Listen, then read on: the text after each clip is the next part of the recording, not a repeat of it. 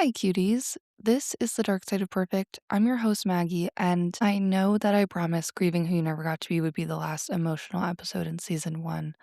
However, since a huge theme of this podcast is taking care of yourself, your internal journey, finding compassion and empathy for yourself and others, and learning how to break out of apathy and the constant shoulds of the world, I want to really quick, not in a full 40-minute episode, but maybe just a bite-sized episode, talk about the experience that we're experiencing right now and how to find peace in a world that is so heavy.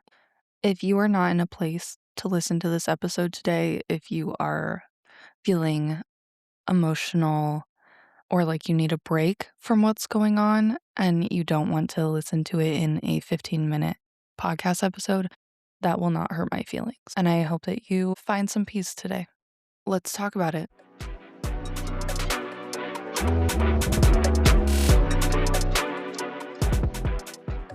Right now, we are getting constant exposure to bad news and witnessing traumas and living through another horrible historical event. And for me, at least, I wake up and I look at the news and I watch Instagram and TikTok, and I'm watching these horrible things every morning. And it starts my day off so heavy. And so I want to talk about, in case anyone else is feeling that heaviness right now, how to find the balance between looking at the heavy and feeling like you need a minute. I don't want this episode to be about politics or opinions, even though it naturally is. But I don't want to frame it that way. I want to talk about what's happening inside and when caring becomes exhausting, and how a lot of compassionate people out there right now and thoughtful people are struggling because they can't look away from the trauma. It feels wrong because I feel like we were taught that paying attention equals being a good person. If I look at it, then they're not alone and I'll know everything that's going on and I can speak in arguments, and if they're experiencing it, I should be experiencing it too. And that makes me a good person, and it'll make them feel better to know that they are not alone in this struggle. And I think that that's especially true for perfect and compassionate girls. We learn that awareness is responsibility and disengagement feels like failure. And that's true in this instance, and it's true in life, right? If we have awareness of ourselves, of our surroundings, of our jobs, that's responsibility, of our families, the people we take care of. If we disengage from those things, we feel like failure. And that is amplified here because consuming pain is proof of care. That is the pattern that we are in right now. But an important reframe is that witnessing the trauma isn't helping it. All it's doing is making you feel turmoil inside. There's this thing called compassion fatigue, and it's when caring becomes too much. It's emotional exhaustion from repeated exposure to suffering. And the signs of this are numbness or anxiety, doom scrolling, feeling guilty for joy or peace. For me, it's waking up crying, having a moment, then putting my phone in a whole other room, trying to ignore it, trying not to feel it, but I do. And then trying to distract myself, not with doom scrolling because my entire For You page is about instances in the world, but then I, do my work, or I go to Pilates, or I do something and I'm like, what is even the point of doing these things when so much is happening in the world and it feels so weird to be living my normal life right now? But what else am I supposed to do? I have all of this compassion and all of this empathy, and it leads to feeling guilty for joy or peace and so much anxiety and so much sadness. Compassion without recovery leads to shutdown, not action. And your nervous system can't tell the difference. Your brain processes images and stories as if they're happening to you right in front of you. So the constant exposure keeps your body in stress mode. It makes your brain think that you are having this trauma over and over again And chronic stress reduces clarity, empathy, and capacity. And you are not weak, not a failure for needing distance. It's just biology. Sometimes we need to take a break, even if taking a break feels like the wrong thing to do. But two things can be true at the same time. You can care deeply and need limits. You can be informed and not consume everything. You can take breaks and still be a good person. It's not indifference to the situation. It's not picking a side. It's knowing yourself well enough to recognize the boundaries that you need to set on it, just like anything else. There's this belief that if I feel okay, I must be doing something wrong. But feeling regulated doesn't mean feeling unbothered.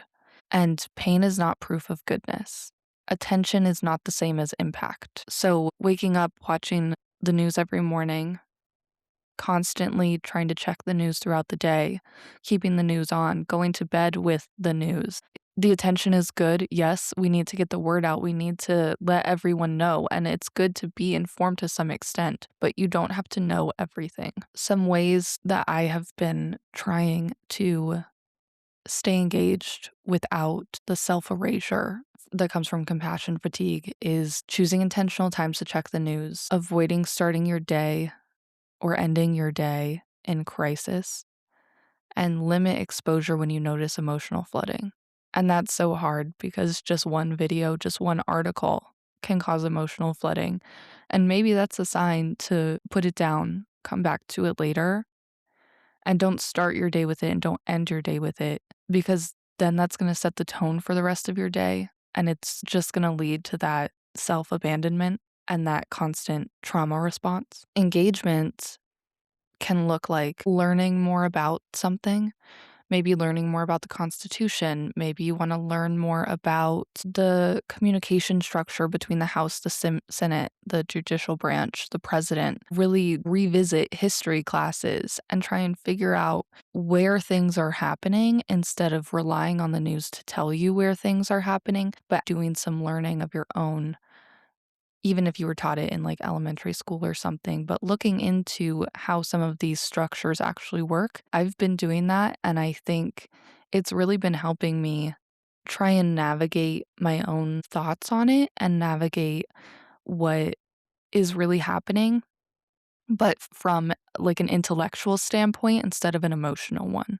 Then there's always supporting in concrete ways, calling your senators, calling your governors, going to protests if that's available to you, checking on neighbors if they need your help, being aware of what's going on in your surroundings, even if you're not fully entrenched in it, if you need a break. I just reposted a post on the Dark Side Perfect Instagram by therapist Megan Breen, and she has some good tips that I'm just going to read out right now from this post.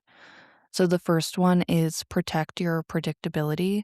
Watch and rewatch your comfort shows and limit or avoid phone use after 8 p.m. Warmth and sound, so go where it's warm. Baths, warm drinks, fuzzy socks, ambient sounds. Little resets, so small moments of right here, right now. Look at your hands, listen to little voices singing in the car, play Legos, sunsets, birds flying. What I like to do as a mindfulness activity is I put my thumbs together in front of me and I try and memorize them like I'm going to paint them from memory. I learned that in middle school and I've held on to it ever since. The next one is nostalgia as an anchor. So, listening to old music that evokes memories or emotions different from what you're currently feeling. And then take your time and take care of each other. So, do no news dinners, micro check ins, some body doubling, parallel play, some companion walks. Find community to know that you are not alone. Other people are feeling this too. And there are ways to take care of you and take care of each other. Lastly, I just want to say that rest sustains care. And the way to release the guilt of peace is naming the guilt directly. What are you feeling when you're not watching the news? Is it the guilt of abandoning? Is it the guilt of not being informed?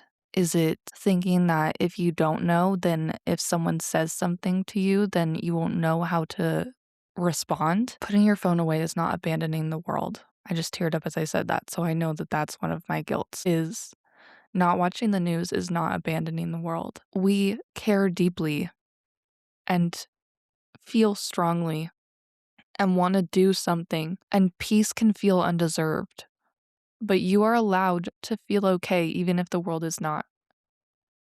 You are allowed to go about your day when that is the norm that we have set for this time in history. You have to go to work. You have to stick to that Pilates class. You have to find little things to fill you up every day, even when there's hardship. You are not meant to carry everything. And caring deeply requires sustainability. And that sustainability comes from self care.